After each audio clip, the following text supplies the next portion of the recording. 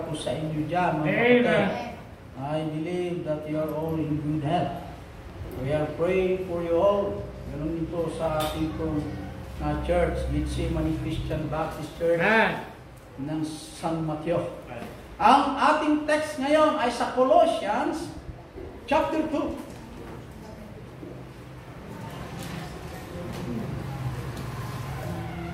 Colossians chapter 2.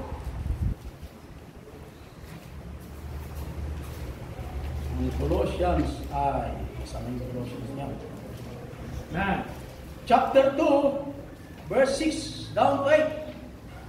6 down to 8. Lahat po tayo magsitayo for the respect the reading the Word of God. Chapter 2 ng Colossians, verse 6 down to 8. Sabay-sabay po natin basahin sa verse 6. Go! As ye have therefore received Christ Jesus the Lord, so walk ye in Him. 7. Rooted and built up in Him, and established in the faith, as ye have been taught, abounding therein with thanksgiving. For the last verse. Beware lest any man spoil you through philosophy in vain deceit, after the tradition of men, after the rudiments of the world, and not after Christ. Tayo po manalangin, o dakilang Ama, salamat po sa iyong mga salita na aming nabasa. Salamat po, Ama, sa special number, sa lahat na nandito ngayon, at ganoon din po sa mga bata. I pray, O great Father, na mag-intervene ka o kumilos ka sa iyong salita upang magkaroon ng bawat mga hearers ng joy at galak. At higit sa lahat ay tumibay sila o sa amin bawat isa ng pananampalataya na kami po ay magpatuloy maglingkod according to thy grace. Tulungan po ang tagapangaral po sa aming mission, sa iyong pong mission, Ama, ng Gethsemane Christian Baptist Mission ng Alicia, na nagamit doon ay ang buhay ni Richard Junjon. Bigyan po ang power at ang iyong salita doon at magkaroon ng encouragement ang bawat mananampalataya doon na sila ay magbunga spiritually. Ganon din po sa tagapagtulong ng mga bata, bigyan mo sila ng wisdom. Ganon din po sa amin ng mga bata ng tutuloy, bigyan mo sila ng wisdom upang mga bata ay matulungan sila na lumago sa pananampalataya at magbunga balang araw ako pigdayo. I pray, Father, na patawarin mo kami, Ama, sa aming mga nagawang kasalanan. Na laging turuan mo kami magpakababa, maging masunurin po sa iyo sa lahat ng dako na aming pamuhay na pinahiram mo sa amin. Malaking ko yung presensya ay kumilos kayo sa mga kapatid mo sa ibang bansa. Thank you, great Father, in Jesus Christ I pray. Amen. God bless. Lahat po magsipo. Dito po sa ating talata na ating nabasa. Pero bago natin magpatuloy, meron tayong review. For the review. Kumukunti ang mga young people ngayon, ba't nawala na yung mga young people? Okay, nawala na kasi may utang kayo 100. Nasaan na yung mga young people na yun? Nawala na. 1, 2, 3, kukunti. Ano na yung mga dalawang lalaki doon? Wala na rin eh. Nasaan na punta ang mga yun? Ang sabi po ng Bible sa Ephesians 2:8 and 9, that salvation is the blood of God. Adults. 1, 2, 3, 4, 5. Out. Young people. Grace. Grace. That salvation is the grace of God. 1, 2. Service. Grace po sa. 3. Mana? Grace po sa. Grace. Mali. 4. 4 by 5. Adults. Ephesians 2:8 and 9. 1. grace. That salvation is the blood of God. 2. Ay. Or. G. Diba yan? Allow grace. For by grace are you saved through faith. 4 by blank tara na yung stop. Ito na. Salvation is the blood. Ay. Sinalita mo naman yung ano. Ito lang ta. 4 by Ay, for by grace. Okay. Okay? O sige. 1-0. Huwag na sumama itong Miss Carlos. Huwag kang sumama. Hindi naman sa ano. Unfair naman yung ano. Okay. Saka si Brina rin. Huwag kang sumama rin. Wala na. Masiro itong mga young people na. So, ang sabi po ng Bible sa Roma 8:15, God is our heavenly blood. 1. Young people. 2. 3. 4. 5. Now, Romans 8:15, adults. God is our heavenly blood. 1. Heavenly Father. 2. Heavenly Father. 2-0. God is our Heavenly Father. Heavenly blank. Siyempre, Heavenly Father. Sa Roma 8:15. 2-0. Naayon sa 1 John 3:1. Young people, Christians are the blank of God. 1, 2, 3, 4, 5. Out. Christians are the blank of God. 1 John 3:1. Adult. 1, 2. Hindi ka kasama, Mrs. Carlo. 3, 4, 5. 1 John 3:1. Christians are the blank. 1. Young people. 2. Son. Sunod dyan. Son. Bless. Sons of God. Christians are the sons of God. Naayon po sa 1 John 3:1. Wala. Okay. 1. Mana? 2-1. Can I ever lose my salvation? Can I ever lose my salvation? Naayon sa John 10:28. Adults. 1, 2, 3, 4. Sa John 10:28. Ayan ang sagot. 5. Young people. 1. Stop. I give them to 2. them eternal life, and they shall never perish, neither shall any man pluck them out of my hand. Anong sagot mo dyan? Yes, I hope so. Can I ever lose my salvation? Anong sagot? No. Mali. 1. Young people. 2. 3. Ako na sumagot. O sa tayo sa'yo pumunta. Never lose. Never. Okay? Mas maganda yung never kasi yung no. Mas maliwanag? Never. Can I ever lose my salvation? Never. Ayun ang sagot dyan. Hindi yung no. Mas matindi pa yung never kasi yung no. Okay? Walang nakasagot. Okay, sa John 10:29. Blank to remove us from the Father's hand. Anong nakalagay doon? Blank to remove us from the Father's hand. 1. Adults. 2. John 10:29. 3. Blank. To remove us from Father's hand. John 10:29. Young people. 1, 2, 3, 4. Hindi lagi ka. Sa iba naman. 1, 2, 3, 4, 5. John 10:29. Blank to remove us from Father's hand. 1. Adults. 2. Yes. No man is able to remove us from Father's hand. No man. Okay. Can I ever lose my salvation? Una, letter A, never. Pangalawa, no man is able to remove us from Father's hand. Naayon sa John 10:29. Mali ba? Can I ever lose my salvation? Never. No man is able. Okay? Hello? Okay, yan na score? 3-1. May utang pa 100. Mali na. Okay. Sumagot naman ng iba, hindi sa'yo lagi. Yung iba naman na yung import. Kung hindi kayo blessed, blessed ang sumagot ng iba naman. Ganon. Ito talaga yan. Ganun din po sa mga adults. Huwag ka naman sumagot lagi. Yun naman iba. Okay? The responsibility of keeping us safe is the blank, not ours. Not ours.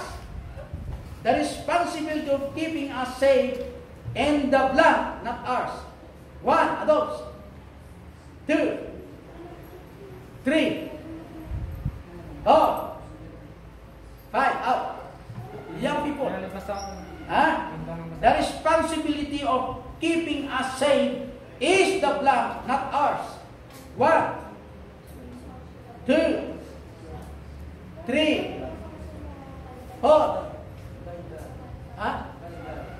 My God? My God. By God. Hindi, mayroon yung proper term dyan. Adults. One. Ano? Biting, Pastor. Ha? Biting.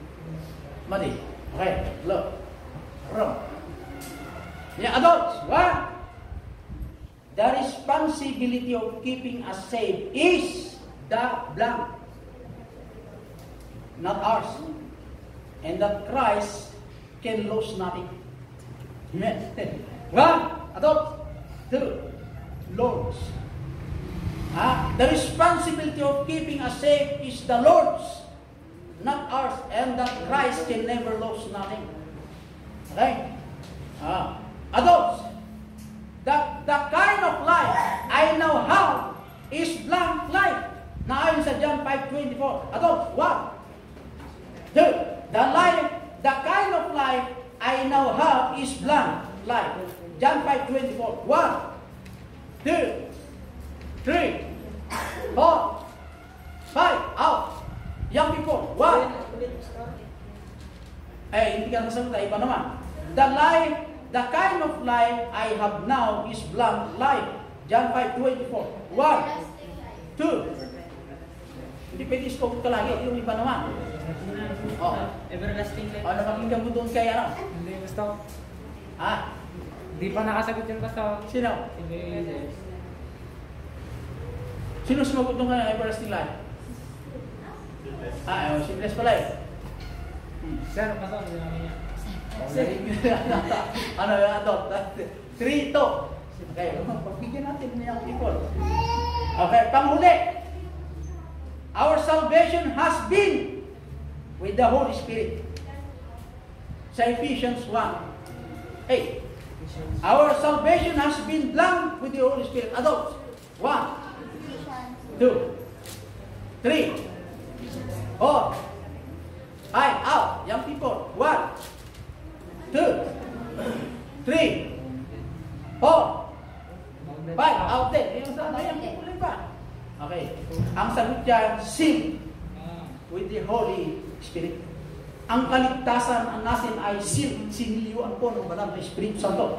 Kaya, can I ever lose my salvation? Never. Pangalawa, no man is able. Okay? Kaya giduldulin, di pa na kaisalaman tayo iso ni Apo Diyos, saan nadatay kaya giduldulin. Ni Apo Diyos, ng mga iduldulin, pa na kaisalaman tayo. Anyang iduldulin, siya ang humahawa. Kaya, ang life na meron ako ay everlasting life. Naayon sa John 5:24. Ang kaligtasan natin po ay siniliwan ng banal na Espiritu Santo. Kaya kung may mga alam dyan na pagkahanip mo. Okay? Sino ang score? 3-2. Bigyan natin yung people rate 200 ng utang nila. Yung gagawin natin mga young people nito. Okay? God is our Heavenly Father. Anong book matatagpuan nyo? Sa Roma chapter sa 15. Young people. 1, 2. Our God is our Heavenly Father. Naayon sa Roma chapter blank. 1, 2, 3, 4, 5. Roma 8:15. Young people, for the last na pagkakataon. Salvation is the gift of God. Saan book matatagpuan nyo? At chapter sa verse. 1, 2, 3. Ephesians 2:8-9. 2:8-9. Basahin natin yung 2:8-9. 2:8-9 ha, sandali. Ang sabi po dun sa 2:8-9, basahin natin yung sa Ephesians 2:8-9. Ay, 2:8-9. 2:8-9. Chapter 2 Pastor, verse 18. Hindi, basahin natin yung 2, chapter 8, ay chapter 2, verse 9. 9 na rin ko kayo na eh. Pastor, 289. Ha? 289 sabi niya. 2:8-9. So wala yung chapter. Meron sa akin. Kaya nga, yun ang sinasabi. Kulang eh, kulang. Kulang. Kulang yun eh. 2:8-9. Maganda sana 8-9. Kaya chapter 2, 8 and 9. Ganun ang sabi sa sana yun. Magbigay kayo nga, young people yun.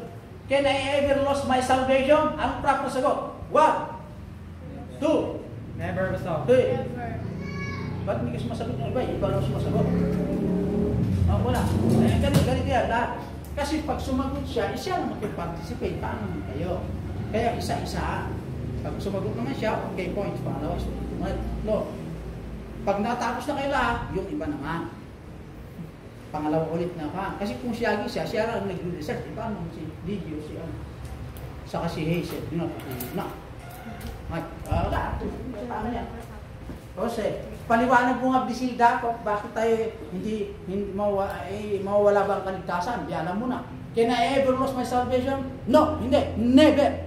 Sagot. Ano pa yung iba?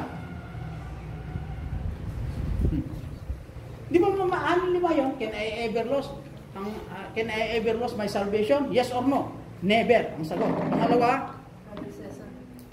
Pangalawa? Ha? Wala. Okay. No man is able. Wala pong sino mang tao ang pwedeng umagaw sa kaligtasan ko. At ang kaligtasan ko ay humahawak ay ang Diyos, hindi tayo ang humahawak. At ang buhay na mayroon ako ay everlasting life. Ayon sa John 5:24, ang ating kaligtasan ay siniliyuan na ng banal na Espiritu Santo. Iyon ay reason, ito yung mga ibang reason, marami pa tayong reason. Pero itong 2, 4, 5 ay enough na nagpapatunay. Kung gusto pa ng marami, ay marami pa. Mayroon pa ata 20. O di, ang dami naman yung 20 na mapatunay. Ano ba kailangan pa ng ebidensya? Ha? Okay. So, ilan ang score? Baliktad kasi. Kung accountable 3. Kung accountable yung education. Kaya nga, ilang score na lang? 3. Bumayag pa ang mga adult, bigyan natin kahit walang chapter yung hindi ba nila? Wala, itong mga young people wala nang ginagawa itong mga young people makukulangan pa. Dapat kumpleto kayo. Itong mga asawa, marami silang inaayos sa buhay, inaasikaso ng mga bata. Itong mga young people, inaayos pa. Masisino pa kayo sa Diba, Hazel? Ito si... okay. Makinig na naman. Dito tayo sa 3 So, mayroon pa rin utang na 100. Yung isang 100 kayo mga utang. 10, 20, 30, 40, 50, 60, 70, 80. Magbayad sila na 80, 10 lang ito. Kailangan mong ulit tayo ng 10 pesos. Kaya na sa sige, mamaya. Bayad sa mga yan, hindi yung mga adults pambili ng merienda ng mga bata. Sige. Pag hindi kayo makahabol sa sunod na usapan natin sa next meeting natin, tandahin niyo po yung 80 kaya 100 pesos. Kasi pwede naman pa unang bayad kung matalo kayo ulit. Yan. Pero pag manalo kayo, ay kanya. Huwag yun na ibigay yung 100. Okay. Kaya dito po tayo sa letter B. Una, assurance of salvation. Dinigest na natin ang assurance. So, the question nyo yung assurance. Yeah. At the question nyo dyan. Kapag amang naman kayo, assurance lang di ba ang ilawag. Pag kunaamit nga, digimot nga, ang nanayon nga dati nila, kung basog ka, dyan, ang sagot mo doon. Paano mapapatunayan na ikaw ay sigurado sa langit pupunta? Nagkakasala lang. Anong proper sagot noon? Paano mapatunayan na ikaw ay sigurado sa langit? Paano masigurado nga? Tinanggap mo si Jesus Christ. Paano masigurado ngayon? Gamitin natin yung pinag-aralan natin. First John. Ang patunay na nasa First John. Those who have the Son as last life. Pero sino ang mayroon sa kanyang anak? Ay mayroon na sa akin ang anak. Tinanggap ko na. May buhay ako. Naku. Kahit isang reya mo na isang verse lang, kahit lang dito po sa ano dito sa everlasting life. Isapat na yun The kind of life I now have is everlasting life. Na yun sa John 5:24.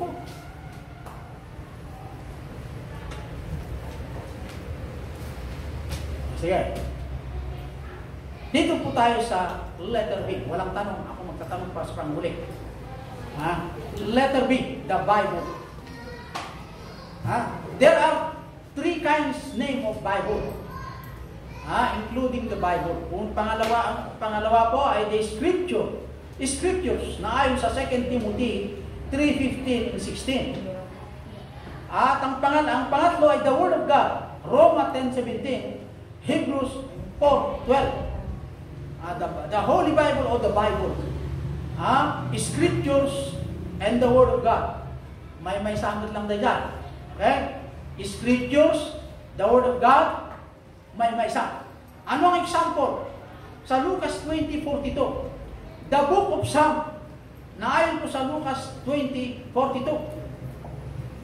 Example. Ano bang example po? Sa Lucas 3 po, ang nakalagay doon dito, as it is written in the book of the words of Isaiah. Yan pong patunay na ang Bible po ay sinasama at it is written in the book of the words of Isaiah. So kung sa uni Isaiah, considered the word of God. Ngamin, niya po Diyos, diniktahan na ni Isaiah. Isaiah, ganito ang sabihin mo sa mga tao. Si Isaiah nagsalita. Salita rin po ng Panginoon nyo. Gumamit lang ng Diyos ang propeta. Okay? Ano pang example? Ang daming example kakapsat. I am the God of Abraham. Have ye not read in the book of Moses, saying, I am the God of Abraham. So, ibig sabihin, sinasabi rin po yung kung ayan nabasa ay libro ni Moses. Ni Moses gumawa ang libro pero through the dictation of the Holy Spirit. Parehas din po na dictation in the New Testament. Na ayon sa 1 Peter. Kaya, the God of Isaac and the God of Jacob, na ayon sa Mark 12, verse 26. Ito yung mga eksemplo o patunay na ang Bible ay Scriptures and the Word of God. Tatlo po ang pangalan ng ating ito po. The Bible, Scriptures, the Word of God. Yung Bible mula Genesis to Revelation. Ito po yung Holy Bible, panglahatan. Yung Scriptures, ito po yung mga books, katulad ng book ng Ephesians, chapter 1, verse 2. Scriptural yun. Dito yan. Nasa loob. Yung pong Word of God, yung by sentence, or by word, sumutlahin the Holy Bible. Ay, dito dyan. It is written in the book of Psalm, Acts 2:20, patunay. Nakasulat po yung libro ni Psalmistang David. Ito ay Word of God. At it is written in the book of the prophets. Ito ay Word of God. Ito po ay Bible. Ito po ay Scriptures. Iwanan po. Kasi, alam niyo po, marami din nakakalam na ang Bible ay magkaibaba ang Scriptures, yung Word of God. Ang salita ni Kibuloy is considered Word of God. Yeah. In the name of Jesus Christ, in Kibuloy, the Son of God. Ito ba si Kibuloy ay considered the Son of God? Nasa Bible ba yun? Yung Bible nila, meron siguro dito yung Bible kami, kurangan da, may sihid da. Kung saan, nagnayon da. The Bible says, hindi pwedeng kurangan, amo kabaling na yun na. Naglawag na dyan. Nung awan dito nga nakasurat, is another gospel. Prangka kayo. Nung awan dito nga nakasurat, that is another gospel. Hindi po nanggaling sa atin yan. Kasi po, ang salita ng Diyos, pag pag-aralan natin, ang title ng mensahe, The Divine Book. The Divine Book. The Bible is a collection na gather, na buo of 66 books nga na-divide iti dupwa nga pasetas. The Old Testament and the New Testament. May isang collection, ang yung collection, yung pong na-gather, na-urnog. Sulat ni Psalmistang David, sulat ni Moses, sulat ni Apostol Pablo, na-urnog na gigay. Kaya, no bibilangin ti Old Testament ti New Testament nga parehas da nga iyat amin is 66 books nga na-divide iti lumang tipan at saka bagong tipan. Wino barbaro nga kasunduan, tindakan nga kasunduan. Lumang pagkakasundo at ang bagong pagkakasundo. ang lumang pagkakasundo po ay ang the Old Testament. Ang bago ay the New Testament. Kaya ang mga Kristiyano, only the Bible, the Word of God, is the unchanging authority, the unchanging authority for faith and practice, or practicing in our life. Only the Holy Bible is our guide, our respect to obey the guide. Kasi nandito sa loob yung guide. Hindi po pwedeng conscience. Hindi po naayon sa konsensya.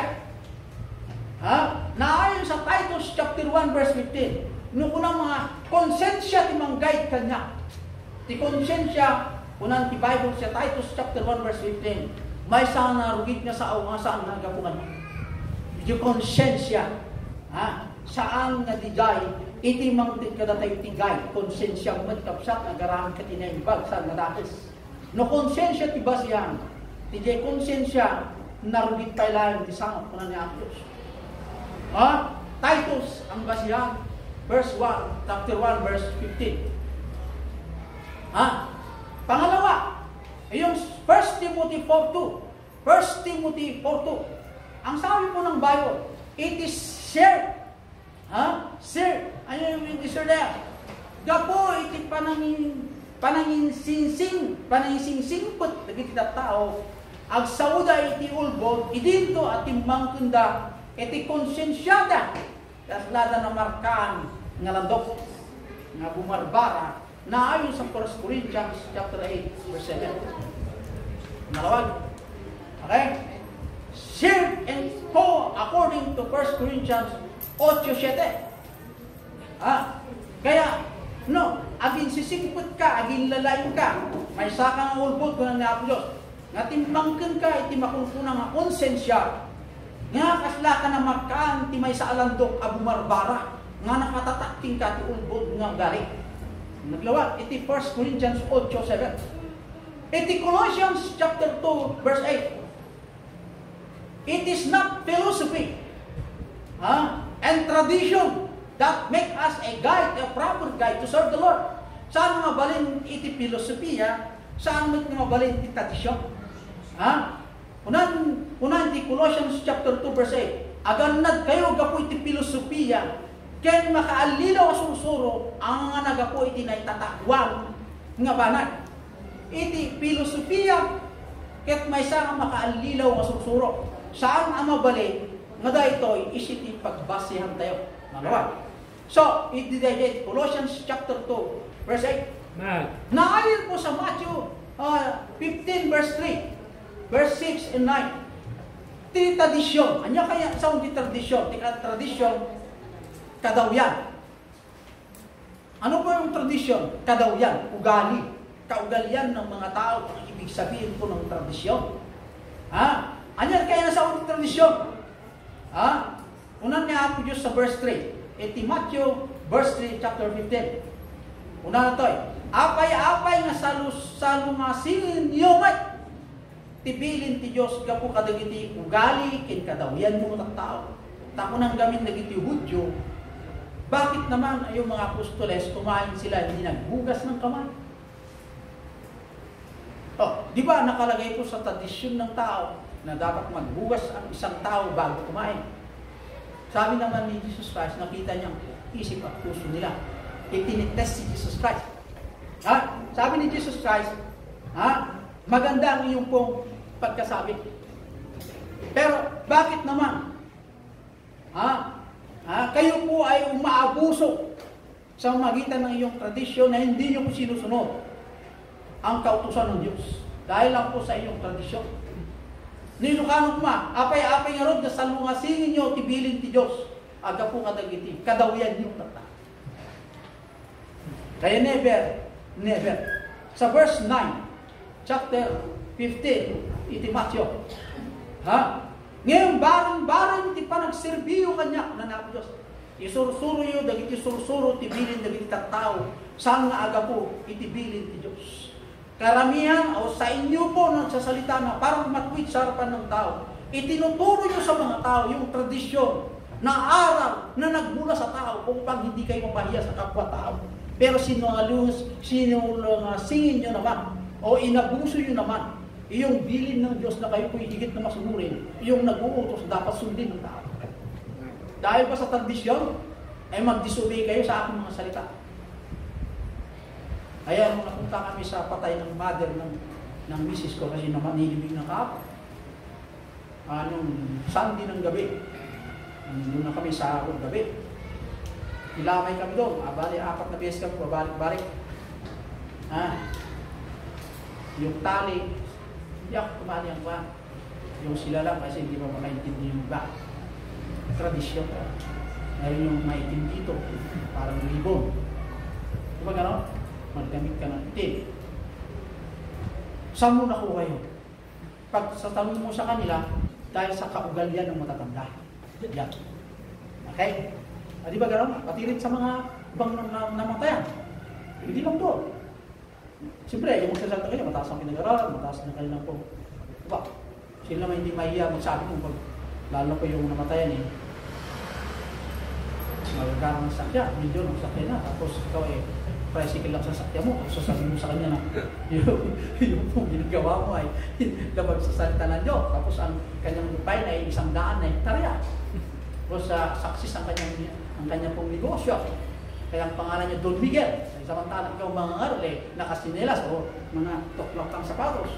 Yan, tapos mga sabi-sabi mo sa kanya, ikaw, ang sabi ng Bible, ang tradisyon, ay dapat ipapay.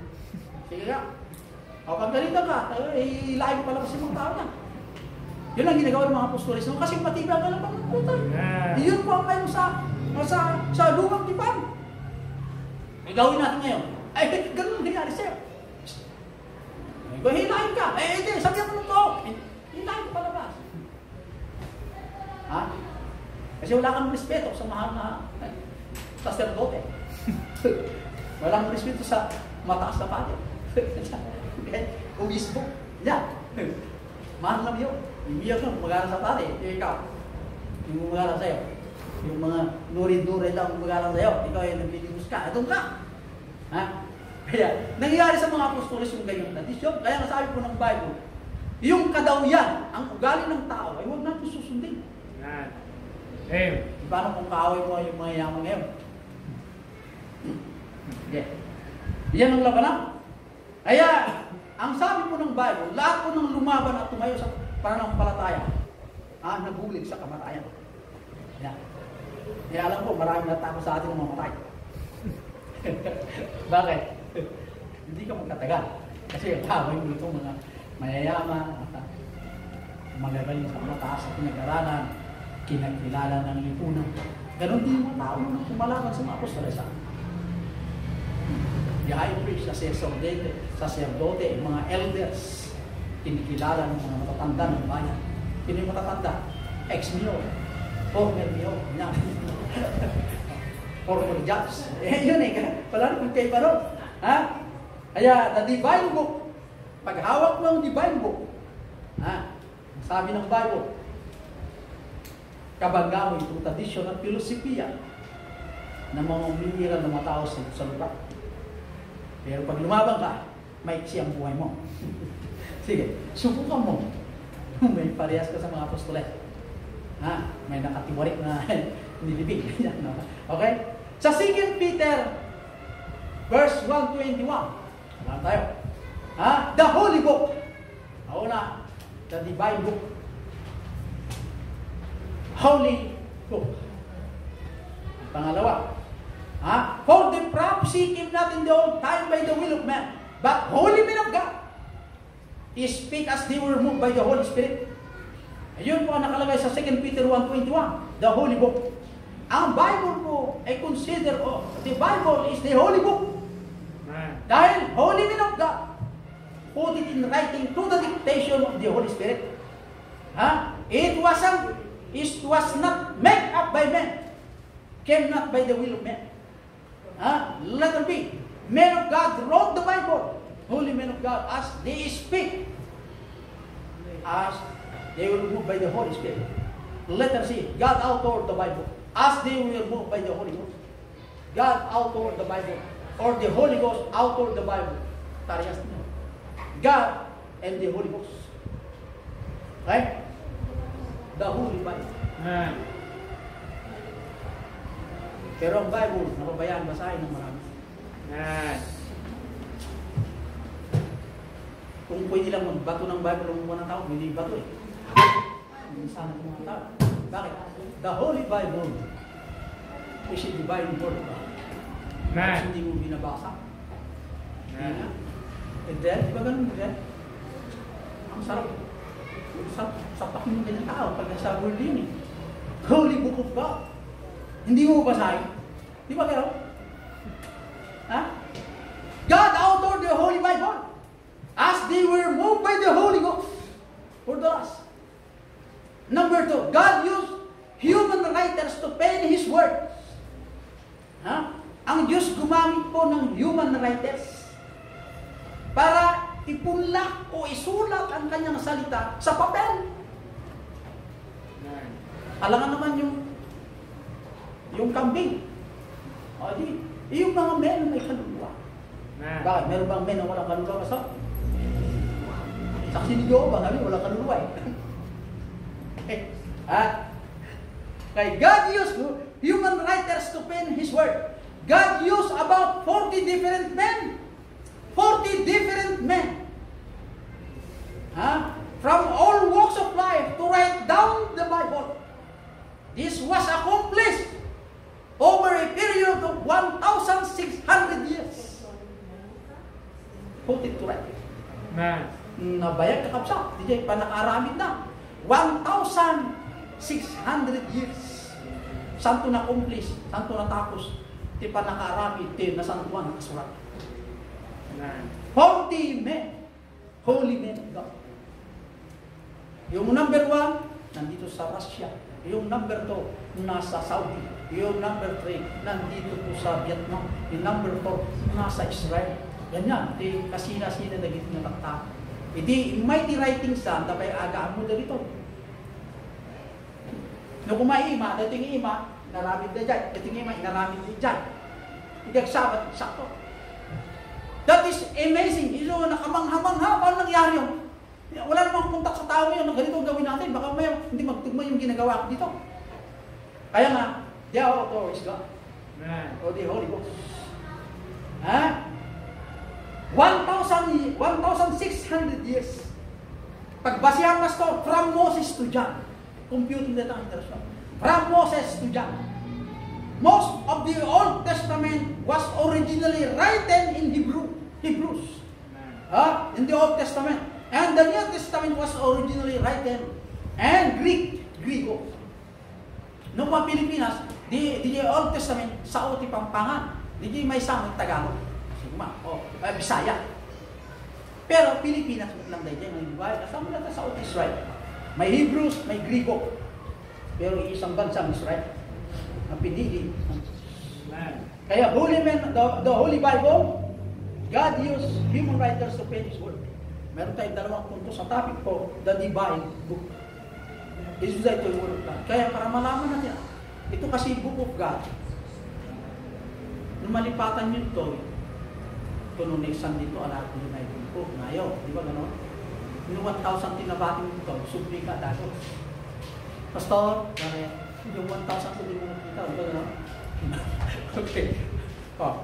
Samantalang salita ng Diyos ang naiwang, next Sunday na natin, maraming bike niya. Ganun po kahalaga sa tao yan. Hindi dapat ganun.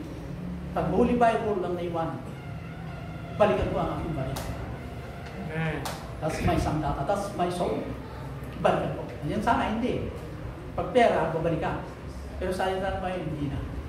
Hindi nyo alam na the assurance of salvation will bring joy.